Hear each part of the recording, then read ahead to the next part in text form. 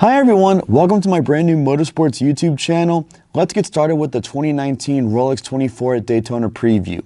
Now, IMSA had the roar before the 24 test a few weeks ago and has since then made some balance of performance adjustments. As you can see here on the screen, there aren't really that many drastic changes, or really any drastic changes to speak fairly. Few fuel tank adjustments and a couple of other changes down in GT Daytona. We also must note here, any manufacturer not listed had no changes on this little sheet here.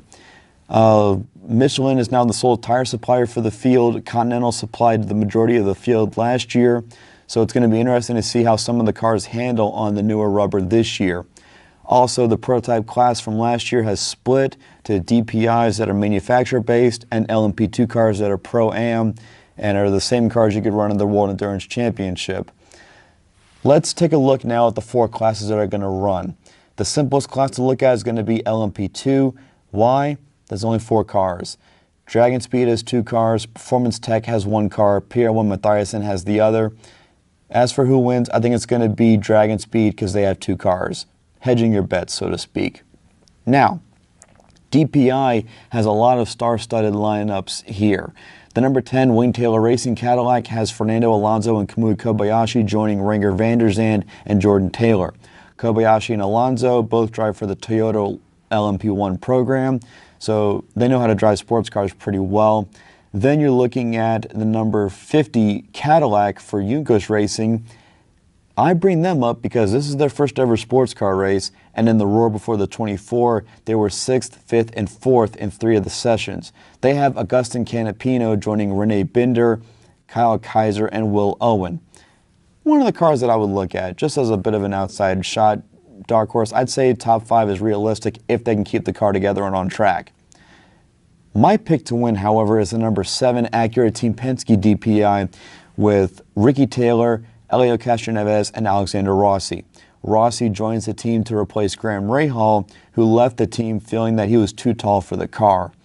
However, if I was going to look at a dark horse, I think the number 77 Mazda Team Yost DPI is one to look at. They have Oliver Jarvis, Tristan Nunez, Timo Bernhard, and Rene Rast driving that car, and with Lena Gage joining the team, it should be a powerhouse team to watch.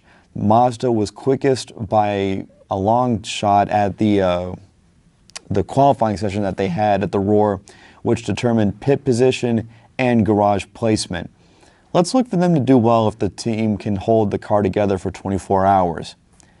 Now, let's move on to GT Le Mans. GT Le Mans has 9 cars. Ferrari has 1 car, while BMW, Ford, Corvette, and Porsche each have 2 cars. Now, BMW has Chaz Mostert and Alex Zanardi driving as the 2 endurance specialists for the number 24 car. The number 25 car, you've got Colton Herta as a guest driver for that car as well. Interesting lineup there. The 24 is going to be my dark horse because the BMW has had a year of development, and let's face it, BMW got stronger as the year went on last year. So we can maybe see some good things from them if they can keep the pace up. However, my pick to win the class overall, flip a coin between either of the 2 Ford GTs. Even though the Corvette was quickest in the qualifying session and Porsche led 4 sessions at the Roar, last year Ford led the vast majority of the race in GTLM, and it's a coin flip between the 2 cars. GT Daytona, however, is going to be the more interesting class in this field. Well, the most interesting class, quite frankly. You've got 23 cars there. It's a 47-car field. You've got half the field there in just that one class. There are a few interesting cars I want to take a look at. The Lexus RCF cars are no longer with 3GT Racing. Those are now with Aim Vassar Sullivan.